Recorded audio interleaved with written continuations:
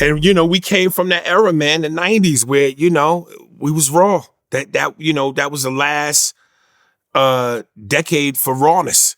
That maybe a little bit of the 2000s, but, we went there. I mean, Bobby Brown was on the Breakfast Club, and Charlamagne asked him, is there anybody from Mad TV that you ever had an issue with? And he was like, yeah, a couple of times I wanted to put Aries Spears in a corner, which was strange because anytime I talked to him, he always told me he thought it was hilarious. He just said that Whitney didn't really find it funny, but he thought it was hilarious. What were you doing on Mad TV about Bobby? Bobby? Oh, take your pick.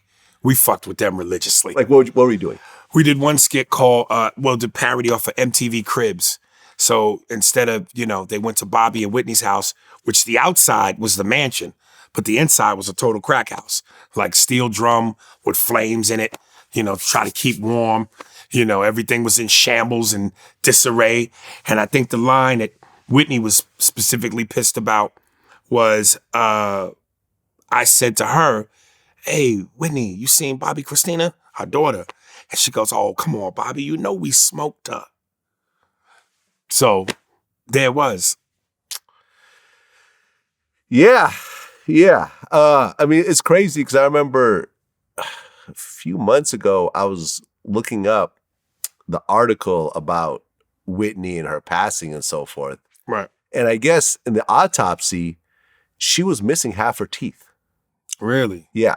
By the time she died, she had like half her teeth had been removed. Jesus. And she had like, fake teeth and so forth, keeping it all together. She had been so heavy on the drugs that, you know what happens. I mean, you've seen drug, Yeah, I never heard that, though. Yeah, you've seen drug addicts lose their teeth. It's a very normal thing that you see. You just think, oh, it's Whitney. Right. But if you're taking the same drugs as the people on the street, you're going to have the same physical effect. I remember there was that big outrage because Pusha T actually licensed the picture of what her hotel room looked like when she died.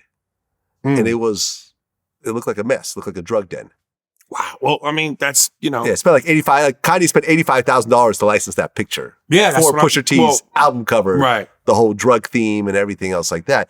It was a bad situation. But then again, it's also comedy. So yeah, I mean, listen, again, people try to take what's tragic and bring it to light and bring some levity to it. That's the only way sometimes you can survive it. Actually, most times that you could survive it. So, we did what we did and we were unapologetic. And I miss that era. I think comedy is such in a bad place right now. And with the exception of a few soldiers who are willing to stand their ground, Dave Chappelle or Bill Burr, comedy's in a bad place right now.